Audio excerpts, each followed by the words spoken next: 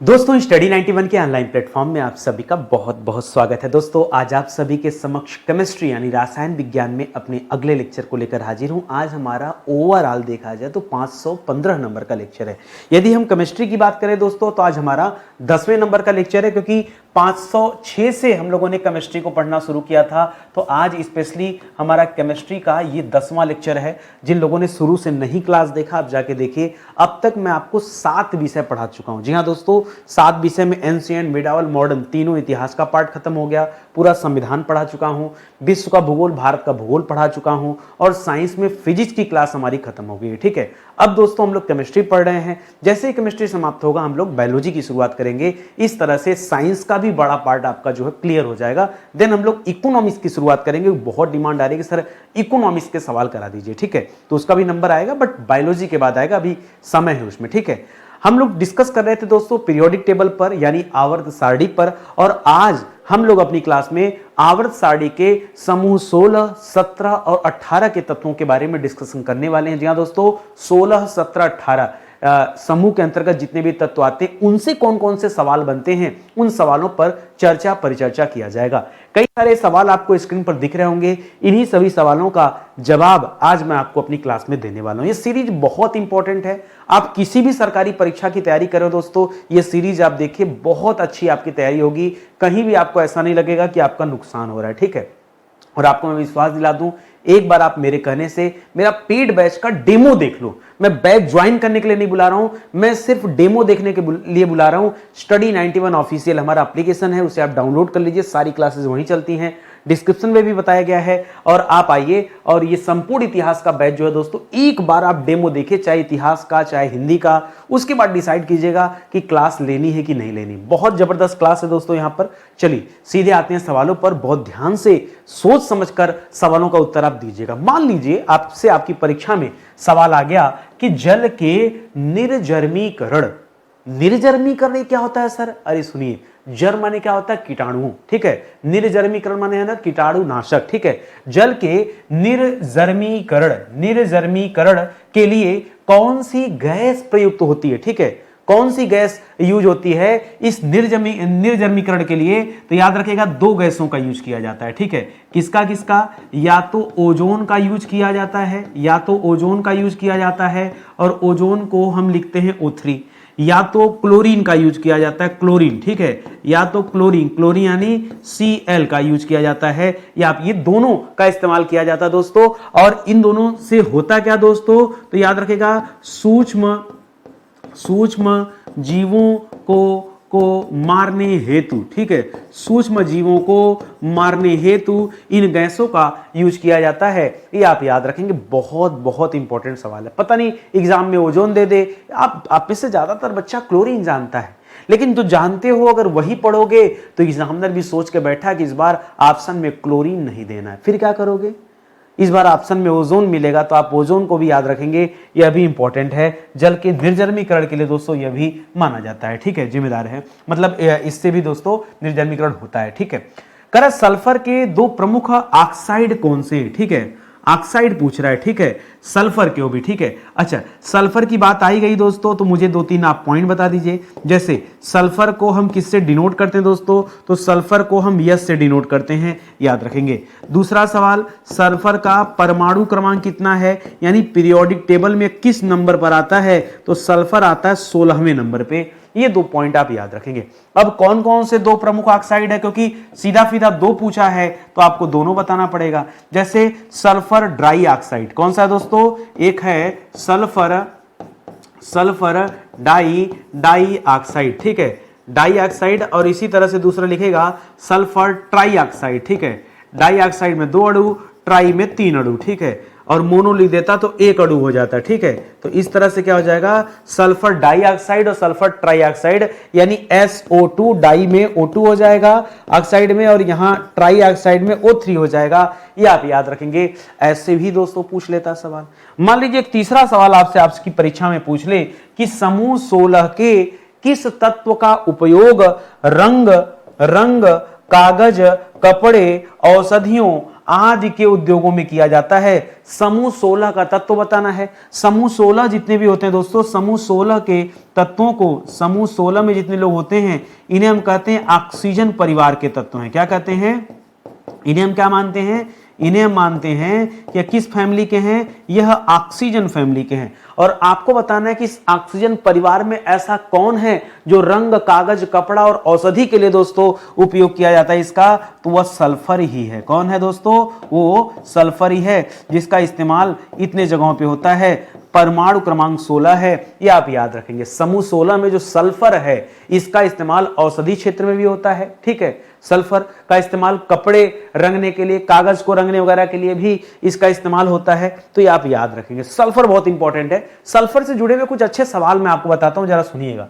कह समूह 16 का सबसे प्रतिक्रियाशील तत्व, जी हां दोस्तों, चाहे प्रतिक्रिया लिख दे चाहे अभिक्रिया लिख दे, ठीक है, सबसे अभिक्रियाशील, ठीक है, सबसे अभिक्रियाशील तत्व दोस्तों कौन सा है? जो समूह 16 में आता है, यानी ऑक्सीजन परिवार के अंतर्गत ही आता है, वो कौन सा है? तो सबसे ज्यादा अभिक्रियाशील हम ऑक्सीजन को ही मानते हैं। ठीक है, कई जगह पे सल्फर वगैरह मिलता है, नहीं, ऑक्सीजन है दोस्तों। अच्छा, समूह 16 को चाल्कोजेंस भी बोलते हैं। देखिए, समूह 16 को अभी मैंने बताया, क्या बताया कि इसको ऑक्सीजन परिवार माना जाता है। ठीक है, ये आप याद रखेंगे। एक सवाल ये भी बनता है, इसे ऑक्सीजन परिवार कहा जाता है। एक ये भी इंपॉर्टेंट सवाल बनता है। एक सवाल और बनता है यहां पर, समूह 16 को चेल्कोजेंस भी कहते हैं। क्या कहते हैं दोस्तों? इसे चेल्कोजेंस, ठीक है, चेल्कोजेंस भी दोस्तों इसे कहा जाता है। यह भी आपके लिए अच्छा पॉइंट हो जाएगा। ठीक है, चाल्कोजेंस या चेल्कोजेंस, ठीक है, कुछ लोग ज्यादा शुद्ध इंग्लिश में बोलते हैं तो चाल्को बोलते हैं, चाल्कोजेंस। ठीक है, तो ये भी लिख लीजिए, चाल्कोजेंस, ठीक है, चाल्कोजेंस या चेल्कोजेंस, ठीक है, ये समूह 16 के तत्वों को कहा जाता है। ठीक है, तो ये आप इंपॉर्टेंट, बहुत इंपॉर्टेंट है। और ऑक्सीजन ही दोस्तों सबसे ज्यादा अभिक्रियाशील है, प्रतिक्रियाशील है, ये आप याद रखेंगे। ठीक है, आगे बढ़िए। करा पोलो नियम की खोज दोस्तों 1898 में किसने किया था? पहले सर ये बताइए पोलो नियम है क्या? देखिए, जिस तरह से हाइड्रोजन के कई सारे समस्थानिक आप पढ़ते हैं, उसी तरह से यहां पर ऑक्सीजन के भी दोस्तों, ऑक्सीजन एकमात्र ऐसी धातु है जिसके समूह 16 में जिसमें समस्थानिक पाए जाते हैं, और उसमें पोलो नियम दोस्तों समस्थानिक है, ये आप याद रखेंगे। ठीक है, तो इसे आप याद रखेंगे, यह ऑक्सीजन का समस्थानिक के अंतर्गत दोस्तों इसका हम अध्ययन करते हैं। ये पॉइंट आप याद रखेंगे। अब सवाल पूछा कि जो पोलो नियम है इसकी खोज 1898 में किया किसने था? तो बताएगा मैरी क्यूरी और पियरे क्यूरी ने। ठीक है, मैरी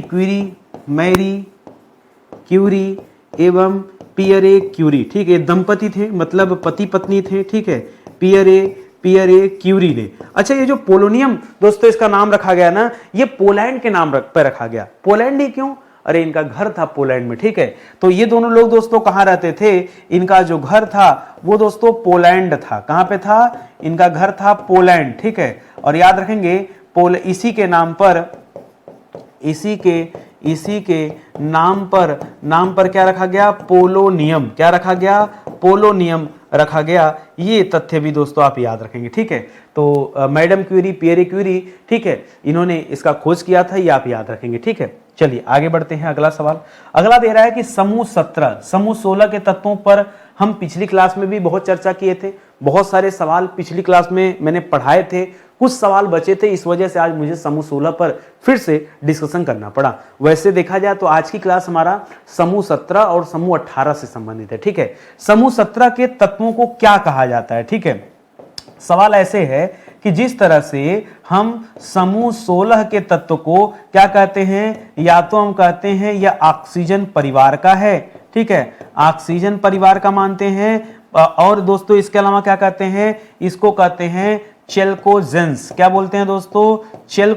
चेल्कोजेंस बुलाते हैं। ठीक इसी तरह से अगर हम समूह 17 के तत्वों को परिभाषित करना चाहें कि उसे हम लोग क्या कहते हैं, तब आप क्या बताएंगे? तब याद रखेंगे कि समूह 17 के तत्वों को हैलोजन परिवार का तत्व कहा जाता है। क्या कहा जाता है? हैलोजन। क्या कहा जाता है दोस्तों? हैलोजन परिवार का तत्व। ठीक है, हैलोजन परिवार परिवार का तत्व दोस्तों इसे माना जाता है, ये आप याद रखेंगे, ठीक है। और ये हैलोजन का अर्थ क्या होता है दोस्तों, हैलोजन की मीनिंग होती है हिंदी में देखेंगे उसका अर्थ तो लवण उत्पाद मिलेगा, ठीक है, लवण उत्पाद। जी हाँ दोस्तों, ये जो हैलोजन शब्द है, ये जो हैलोजन शब्द है इसका अर्थ क्या है, तो इसका अर्थ है लवण उत्पाद, ठीक है, लवण उत्पाद, ठीक है। लवण यानी क्या हो जाता है, लवण किसे कहते हैं दोस्तों बताइए, लवण किसे कहा जाता है, मिनरल्स, ठीक है, मिनरल्स हैं ये सब। तो अभी आगे आएगा चर्चा, तो आप देखिएगा बहुत सारे सवाल यहां पर आ रहे हैं जो लवण से संबंधित है, जरा ध्यान से सुनिएगा और जवाब दीजिएगा।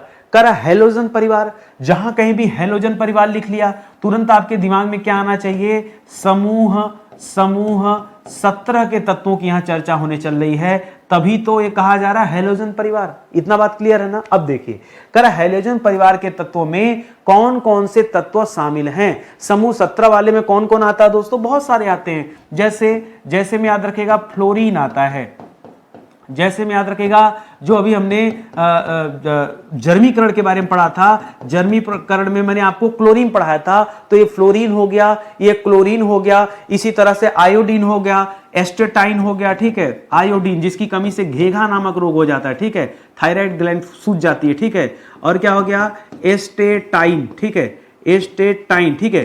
कहीं कहीं पे एस्टेटाइन की जगह एस्टेटीन लिखा होता है, एस्टेटाइन ही एस्टेटीन है, कुछ अलग से नहीं है। और इसी तरह से टेनेसिन, ठीक है, टेनेसिन, ठीक है। तो इस तरह से इन सभी चीजों को याद रखेंगे। ब्रोमीन भी लिख लीजिए भाई, ठीक है, चलिए यहां पे लिख लीजिए ब्रोमीन, ठीक है, ब्रोमीन। तो याद रखिएगा क्लोरीन, फ्लोरीन, ब्रोमीन, ठीक है, या फिर फ्लोरीन, क्लोरीन, ब्रोमीन, इस तरह से आप याद रखेंगे। फिर आयोडीन, एस्टेटाइन और अंतिम में आ गया टेनेसिन। ये कुछ प्रमुख तत्व हैं जो समूह 17 के अंतर्गत आते हैं और इन सबको हैलोजन कहा जाता है, ठीक है। इन्हीं सबको क्या कहा जाता है दोस्तों, यही सब क्या हैं, यही सब हैलोजन परिवार के हैं, ये आप याद रखेंगे।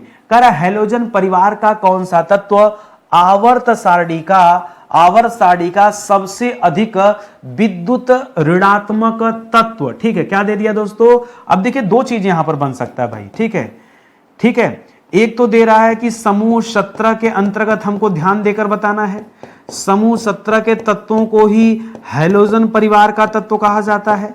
और आपको मैं कह रहा हूं दो चीजें आपसे एग्जाम में पूछ सकता है। पहला पूछ सकता है कि ये बताइए सर्वाधिक, यानी हम मैक्सिमम का सिंबल लगा दें, सर्वाधिक विद्युत ऋणात्मक तत्व, ठीक है, क्या सर्वाधिक विद्युत ऋणात्मक तत्व, भाई ये पूछ सकता है ना, जो अभी पूछा है सर्वाधिक विद्युत ऋणात्मक। इसी तरह से पूछ सकता है कि जो अभी सर्वाधिक दे रहा दोस्तों, इसमें सर्वाधिक विद्युत ऋणात्मक, हाँ ठीक है। तो अब देखिए यहां पर क्या है, इसका जवाब क्या देंगे, अब इसी में से ढूंढना है, फ्लोरीन, क्लोरीन, ब्रोमीन, आयोडीन। आप ज्यादातर एग्जाम में देखेंगे आयोडीन मिलेगा, नहीं, आयोडीन दोस्तों आपका सही जवाब नहीं है। सबसे ज्यादा विद्युत ऋणात्मक जो होता है वो फ्लोरीन होता है, ठीक है, ध्यान दीजिएगा। फ्लोरीन दोस्तों सबसे ज्यादा विद्युत ऋणात्मक होता है, सर्वाधिक विद्युत ऋणात्मक होता है, ये आप याद रखेंगे। सबसे ज्यादा विद्युत ऋणात्मक क्या होता है दोस्तों, ये कौन सा तत्व होता है, फ्लोरीन होता है। ये मैं क्यों आपको समझा रहा हूं, मैंने कई जगह देखा ना, गूगल सर्च किया, कई जगह पे लोग आयोडीन दे देते हैं, गलती नहीं करनी आपको। एक चीज और याद रखिएगा, यहीं पर कुछ अपसेट करने वाले सवाल बनते हैं, और अपसेट करने वाला सवाल बनता है, जरा ध्यान सोचिएगा। मैंने आपसे कहा जैसे मान लीजिए दिन रात, अब 12 घंटे का दिन और 12 घंटे की रात, कुल मिला के 24 घंटे का समय। अगर दिन 12 घंटे से ज्यादा हो जाए, इसका मतलब क्या है। अगर मैं कहूं कि सबसे बड़ा दिन है, तो जिस दिन दिन सबसे बड़ा होगा, मान लीजिए 15 घंटे का दिन हो गया, तो रात तो छोटी हो जाएगी ऑटोमेटिक ना। जो सबसे बड़ा दिन होगा उसी दिन वही समय होगा जिस दिन सबसे छोटी रात भी होगी। तो अगर ये कह रहा है कि सबसे ज्यादा विद्युत ऋणात्मक तत्व अगर फ्लोरीन है, तो जब ऋणात्मक ज्यादा है तो सबसे कम विद्युत धनात्मक तत्व भी कौन होगा, फ्लोरीन ही होगा। ये बात अपने दिमाग में याद रखेंगे, ठीक है। मैंने क्या समझाया आपको, बहुत ध्यान से समझिएगा, वरना इसको अच्छे लोग समझ नहीं पाएंगे, ठीक है। मैं कहूं न्यूनतम, ठीक है, सबसे कम, ठीक है, न्यूनतम, ठीक है, न्यूनतम विद्युत धन, अगर विद्युत ऋणात्मक सबसे ज्यादा है तो न्यूनतम विद्युत धनात्मक तत्व, ठीक है, विद्युत धनात्मक तत्व भी दोस्तों कौन होगा, न्यूनतम जो होगा वो होगा फ्लोरीन। ठीक है, होगा कि नहीं। और एक चीज और याद रखेगा, इसका उल्टा बताता हूं। ठीक है, मान लीजिए यहां कह दे न्यूनतम विद्युत ऋणात्मक तत्व। ठीक है, न्यूनतम विद्युत ऋणात्मक। अब देखिए उत्तर बदल गया आपका।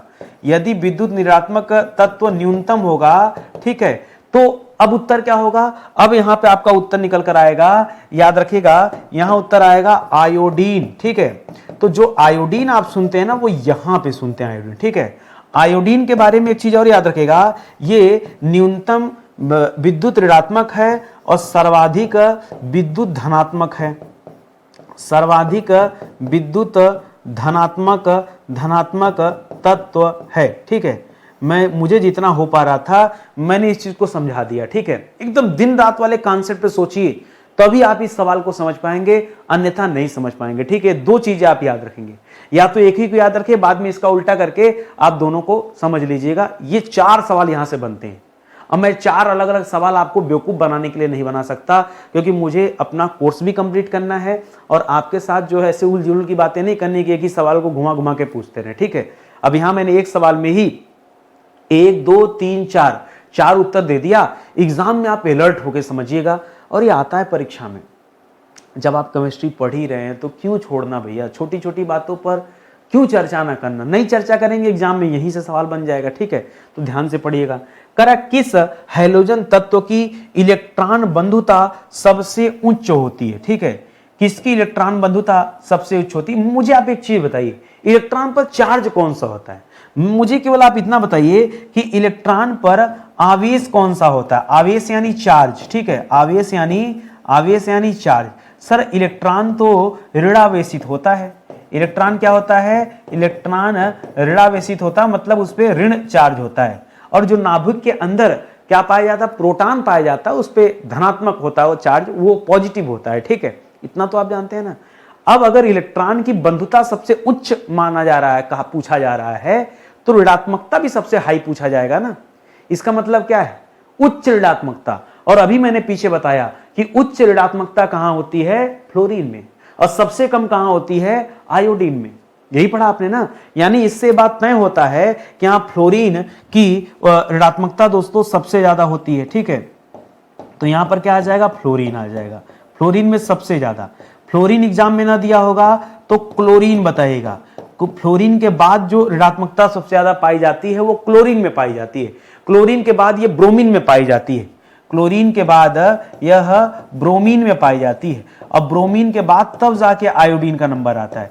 तभी मैं कह रहा हूं कि आयोडीन में सबसे कम पाया जाता है। आयोडीन में सबसे कम पाया जाता है, ये आप याद रखेंगे। तो उच्च बंधुता कहां होती है दोस्तों, याद रखेंगे सबसे ज्यादा तो फ्लोरीन में होती है। फ्लोरीन के बाद क्लोरीन में, क्लोरीन के बाद ब्रोमीन में, ब्रोमीन के बाद आयोडीन में होती है। इस बात को याद रखें। अब इसी सवाल को ऐसे पूछ सकता है कि किस हैलोजन तत्व की इलेक्ट्रॉन बंधुता न्यूनतम होती है। तो न्यूनतम पूछेगा तो पीछे से बताएगा आयोडीन। मान लीजिए परीक्षा में आयोडीन का ऑप्शन नहीं दिया तो ब्रोमीन बताइएगा। ये सीक्वेंस आपको पता होना चाहिए, तभी ना उत्तर देंगे। कैसे उत्तर देंगे, ठीक है। देखिए हर समय मत सोचिए कि एकदम 30 सेकंड 60 सेकंड 15 सेकंड में हमारी तैयारी हो जाएगी। नहीं, वो शॉर्ट्स में नहीं होता। तैयारी के लिए पढ़ना पड़ेगा, समझना पड़ेगा। ठीक है, चलिए आगे बढ़ते हैं। कह रहा हैलोजन परिवार का कौन सा तत्व अधिकतम, एक तो हैलोजन परिवार दे दिया, यानी फिर से वही समूह 17 के बारे में पूछ रहा है। भाई हैलोजन परिवार बोलने का मतलब क्या है, सीधा सीधा यहां पुनः समूह 17 के जो तत्व हैं उसकी तरफ हमको आकर्षित कर रहा है। ठीक है, कह रहा हैलोजन परिवार का कौन सा तत्व अधिकतम विद्युत ऋणात्मक। ठीक है, और आपने पढ़ा है कि सबसे ज्यादा विद्युत ऋणात्मक कौन होता है दोस्तों, तो फ्लोरीन होता है। ठीक है, फ्लोरीन होता है। और क्या कह रहा है, फ्लोरीन ही होता है, होने के कारण सबसे अधिक अंत हैलोजन बनाता है। सबसे ज्यादा अंत हैलोजन कौन बनाता है, अरे जब फ्लोरीन की बात हो रही है तो वही ना बनाएगा जी। सबसे ज्यादा विद्युत ऋणात्मकता कहां होती है, फ्लोरीन की होती है, तो यही अंत हैलोजन भी बनाता है। अच्छा, इसका परमाणु क्रमांक कितना होता है, परमाणु क्रमांक, तो जब आप दोस्तों पढ़ेंगे परमाणु क्रमांक, hydrogen, helium, lithium, beryllium, boron, carbon, nitrogen, oxygen. Oxygen का 8वां नंबर होता है, फ्लोरीन, नियान का 10वां होता है, ऑक्सीजन का 8वां होता है, और 20वां में जो है 9 नंबर पे दोस्तों ये फ्लोरीन होता है। तो ये आप याद रखेंगे, फ्लोरीन ये सबसे ज्यादा अंत हैलोजन बनाता है। इससे भी दोस्तों सवाल पूछा जाता है एग्जाम में, तो आप अलर्ट रहिएगा कि कब क्या पूछ दे और आप बताइएगा। कह रहा किस समूह के तत्वों को शून्य समूह का तत्व कहा जाता है। अभी हमने पीछे क्या पढ़ा, हमने पढ़ा समूह, ठीक है। अच्छा ऐसे कर लीजिए, ठीक है, हमने समूहों के बारे में देखा, ठीक है। और हमारे सामने दोस्तों 3 समूह थे, समूह 16, समूह 17 और समूह 18, ठीक है। तो एक एक चीज आप याद रखिए। समूह 16 के तत्वों को ऑक्सीजन परिवार का तत्व कहा जाता है। क्या कहा जाता है? ऑक्सीजन परिवार का तत्व कहा जाता है और इसी को चेल्कोजेंस कहा जाता है। क्या कहा जाता है? चेल्कोजेंस कहा जाता है, याद रखेंगे।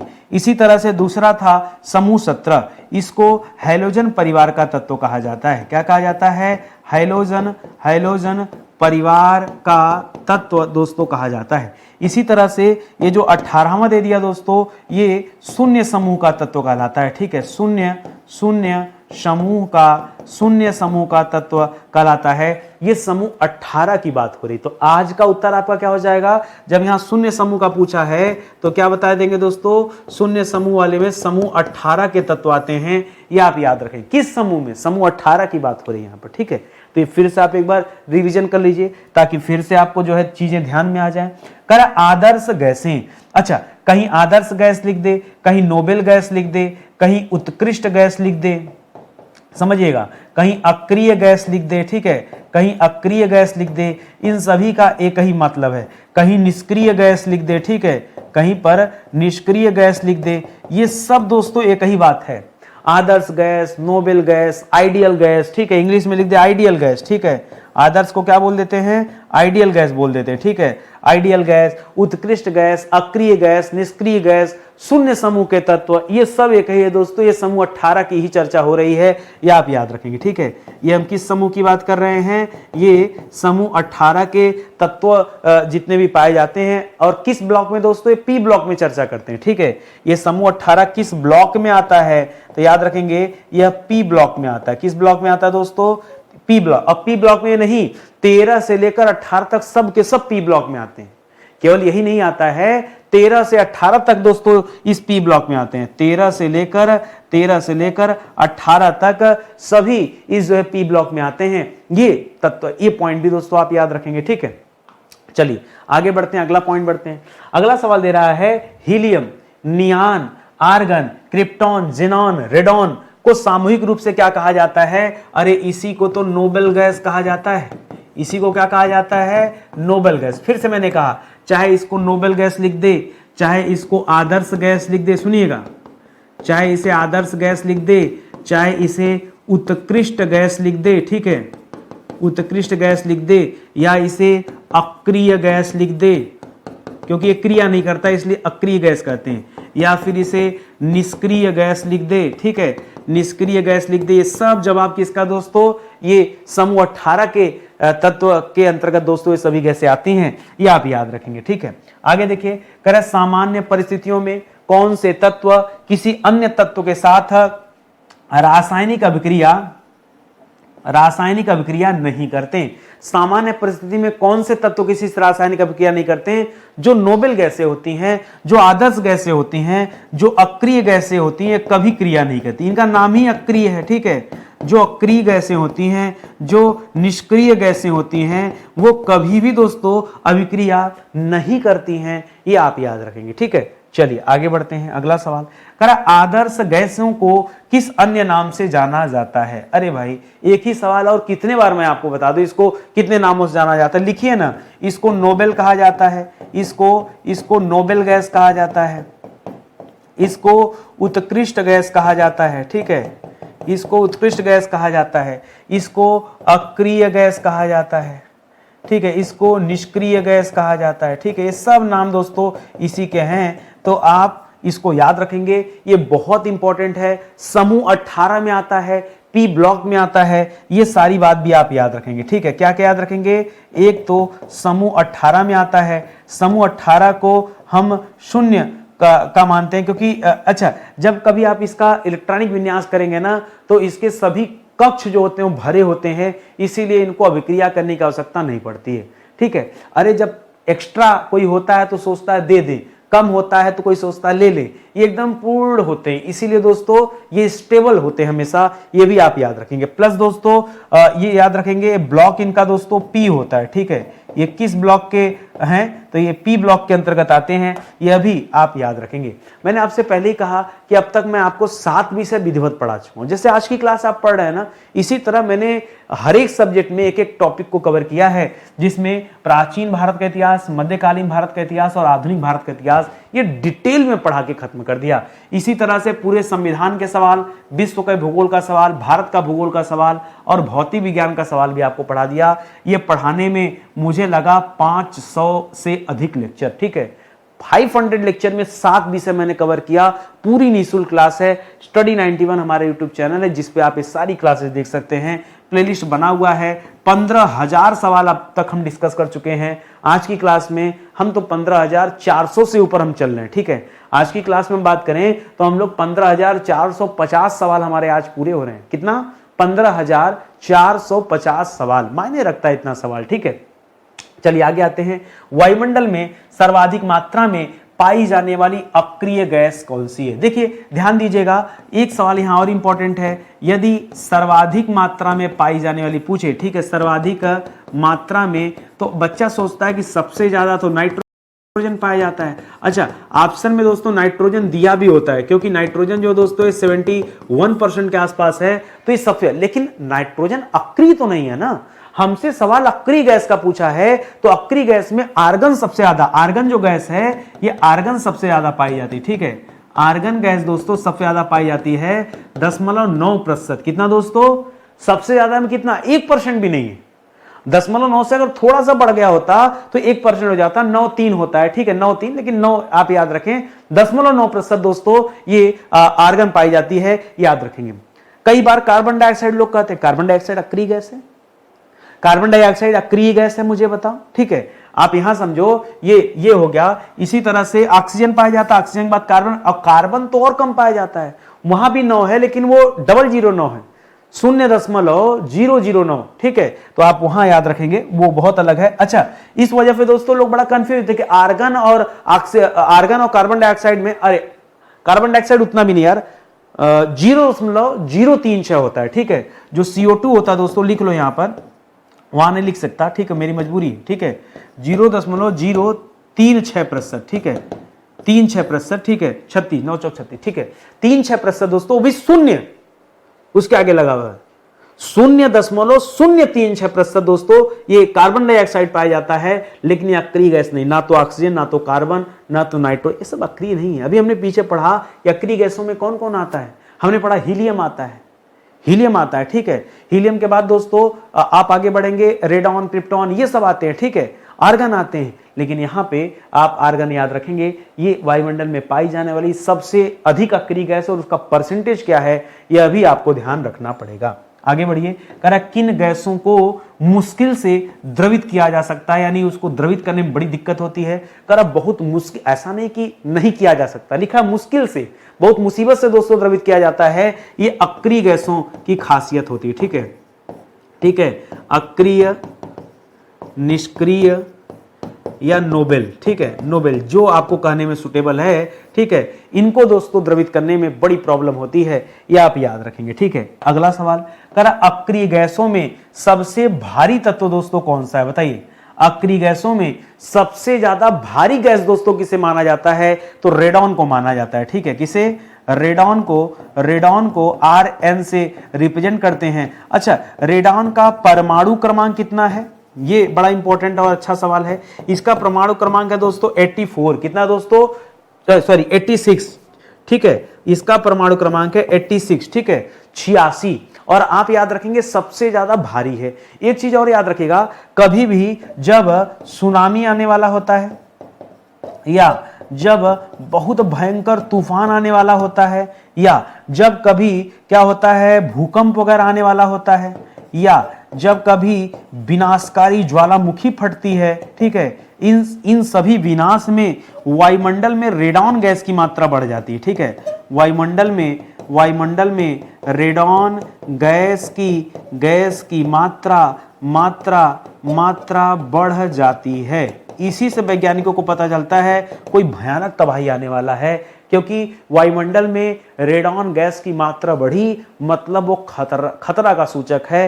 ये डेंजर चीज अब बता दिया कि कुछ तो गड़बड़ होने वाला है, कुछ प्राकृतिक प्रलय जैसा आने वाला है। याद, अब परीक्षा में सवाल आता है कि बताइए सुनामी से पहले वायुमंडल में किस गैस की मात्रा बढ़ जाती? 4-5 सवाल। भूकंप फटते समय दोस्तों, या ज्वालामुखी फटते समय कौन से गैस की मात्रा बढ़ जाती है? तो ये सभी याद रखिएगा, खास करके सुनामी और भूकंप में इसको ज्यादा जो है मान्यता दी जाती है। तो ये सारे पॉइंट भी आप याद रखेंगे।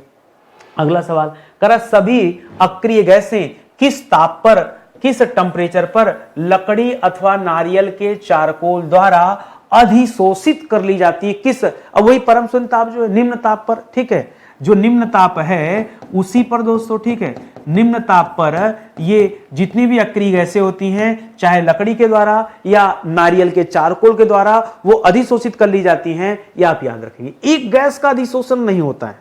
सवाल पूछता है वह कौन सा गैस है जो अधिशोषित नहीं होती है, ठीक है, वह कौन सी गैस है, कौन सी अक्रिय गैस है, वह कौन सी अक्रिय गैस है जो अधिशोषित नहीं होती, जो अधिशोषित नहीं होती। देखिए नहीं दे दिया ना, तो ये भी इंपॉर्टेंट हो गया। अब कौन सी गैस आ गई भैया? केवल हीलियम एकमात्र ऐसी गैस है जो अधिशोषित नहीं होती, है अक्रिय, बाकी सब हो जाते हैं, हीलियम नहीं होता है, ठीक है, हीलियम नहीं होता है। इसको आप याद रखेंगे। तो भाई नया सवाल मिला ना आपको। अब यही सब एग्जामिनर जानता है। अब जानता है कि बच्चा ये पढ़ के आया तो ये पूछ देगा, ये पढ़ के जाओगे तो ये पूछ देगा, दोनों पता होना चाहिए। इसलिए मैं क्लास थोड़ी आराम से पढ़ाता हूं कि आपको कोई दिक्कत ना हो। वायुमंडल में उपस्थित अक्रिय गैसों में से किस गैस का आयतन सबसे ज्यादा है? आयतन मतलब कौन सबसे ज्यादा पाया जाता है? अरे भाई, किसी चीज का आयतन ज्यादा होना क्या दर्शाता है? आयतन ज्यादा होना यानी वो अधिक पाया जाता है, यह अधिक पाया जाना, यही तो दर्शाता है। और सबसे ज्यादा वायुमंडल में क्या पाई जाती है? अक्रिय गैसों में। तो अक्रिय गैसों में सबसे ज्यादा पाया जाता है आर्गन गैस। कौन सी? आर्गन गैस पाई जाती है। कितना पाया जाता है? 0.93%। यही बताया था ना, सबसे ज्यादा तो यही पाया जाता है, तो ये आप लिखिएगा। इसके बाद कौन पाया जाता है? इसके बाद नियान पाया जाता है, इसके बाद हीलियम पाया जाता है, ठीक है, हीलियम पाया जाता है, ठीक है। ये कब? जब वायुमंडल की बात करेंगे तब, ठीक है। अब पृथ्वी के बाहर अगर चले जाएंगे और तब तुलना करेंगे, पूरे वायुमंडल के बाहर चले जाइए और तब तुलना करेंगे, तो हीलियम गैस भाई बहुत ज्यादा। भाई जहां जहां तारे आपको दिख रहे हैं सबके अंदर नाभिकीय संलयन हो रहा है, हाइड्रोजन हीलियम में तब्दील हो रहा है, तो हीलियम सबसे ज्यादा हो जाएगा। लेकिन कब? जब वो ब्रह्मांड की बात करेगा तब। अभी ब्रह्मांड की बात नहीं किया है, तो उस केस में दोस्तों हीलियम बढ़ जाएगा। ये आप याद रखिएगा, ठीक है। चलिए आगे बढ़ते हैं।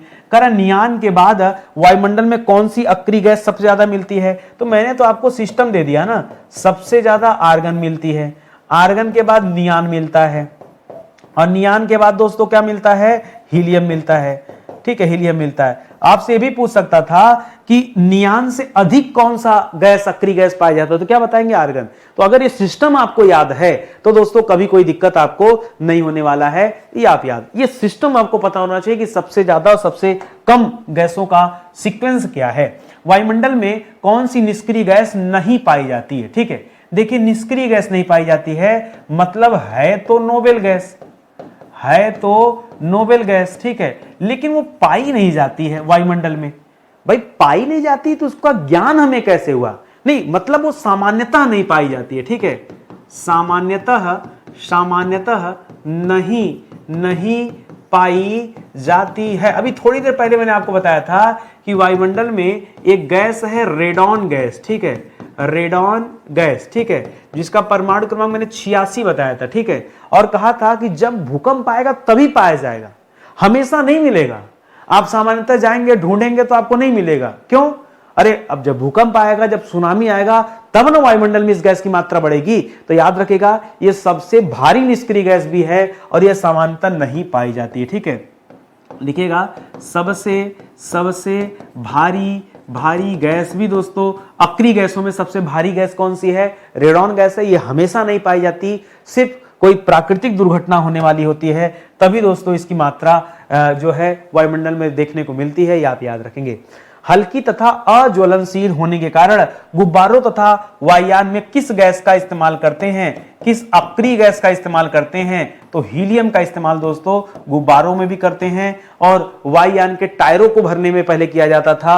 अब दोस्तों याद रखेंगे वायुयान के जो टायर होते हैं अब इसमें नाइट्रोजन भरा जाता है, ठीक है। अब इसमें हीलियम भरना बंद कर दिया गया है समय के साथ, अब इसमें नाइट्रोजन भरा जाता है, ठीक। नाइट्रोजन ठंडी गैस होती है, जब पहिए दोस्तों जमीन पर उतरते समय घर्षण बढ़ता है तो उससे आग लगने की संभावना होती है, इसलिए ठंडी गैस का इस्तेमाल करते हैं और नाइट्रोजन डाला जाता है। बहुत पहले उसमें हीलियम डाला जाता था, हीलियम, तभी ये सवाल बना था। अब थोड़ा अपडेट हो गए हैं तो आप नई नई चीजें भी जानते रहिए।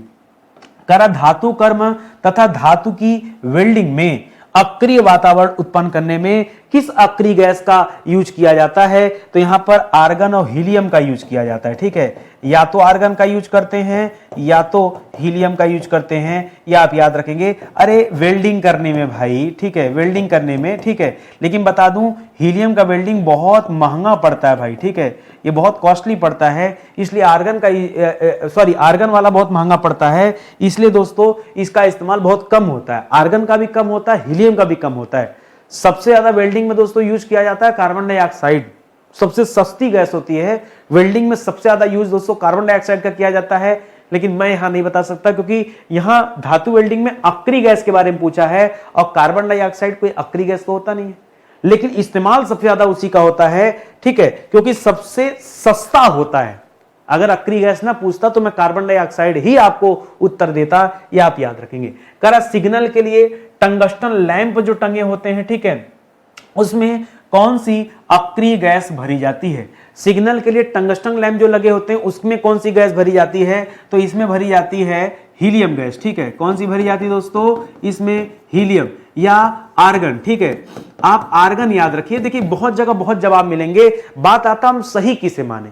तो अगर आपको हीलियम मिले तो हीलियम मत कहिएगा, आर्गन को सही मानिएगा। सही मायने में तो ज्यादातर नाइट्रोजन भरी जाती है, ठीक है, नाइट्रोजन, ये एडवांस है, ठीक है, ये एडवांस है। लेकिन समस्या इस बात का है कि यार हमको तो अक्रिय गैस पूछ रहा है, नाइट्रोजन तो अक्रिय गैस है नहीं, इसलिए हम यहां नाइट्रोजन जवाब नहीं दे सकते, बल्कि अक्रिय गैस पूछे तो आर्गन जवाब दीजिएगा, ये आप याद रखेंगे, ठीक है। और एडवांस टेक्नोलॉजी में अब नाइट्रोजन और सोडियम लैंपों का इस्तेमाल ज्यादा हो रहा है, ये आप याद रखेंगे, ठीक है। करा गोताखोरों द्वारा गहरे समुद्र में सांस लेने के लिए किन गैसों का मिश्रण प्रयुक्त किया जाता है, तो ऑक्सीजन। देखिए सबको पता है गोताखोरों को ऑक्सीजन चाहिए, तो लोग सोचते हैं कि ऑक्सीजन की टंकी लेकर वो जो है गोताखोर चला जाए, लेकिन इससे काम नहीं चलेगा।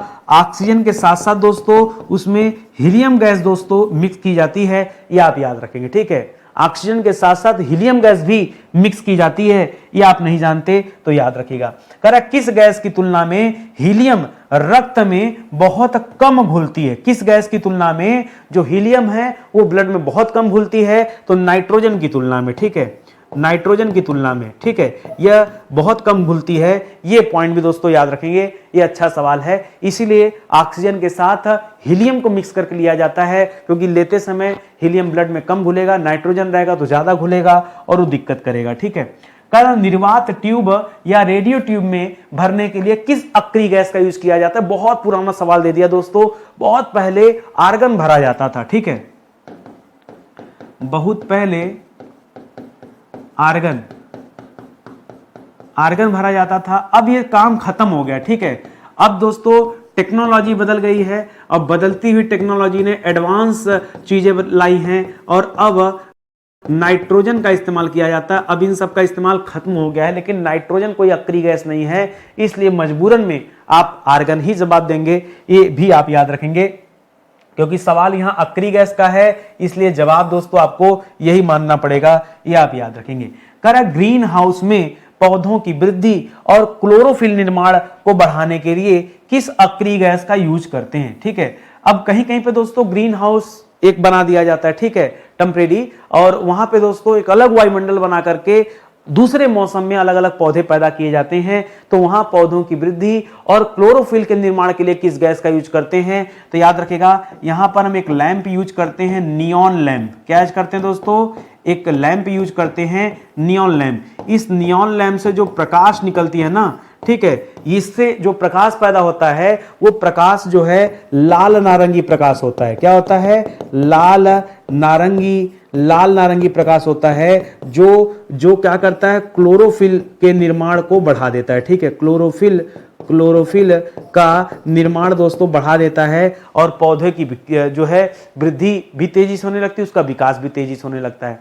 तो आप याद रखिए, जहां कहीं भी इस तरह का ग्रीन हाउस कैंप बना होगा वहां पे साधारण बल्ब नहीं जलाए जाते हैं, वहां नियॉन लैंप जलाए जाते हैं। ये आप याद रखें, ताकि क्लोरोफिल का निर्माण पेड़ पौधों में अत्यधिक हो सके और उसका विकास तेजी से हो सके।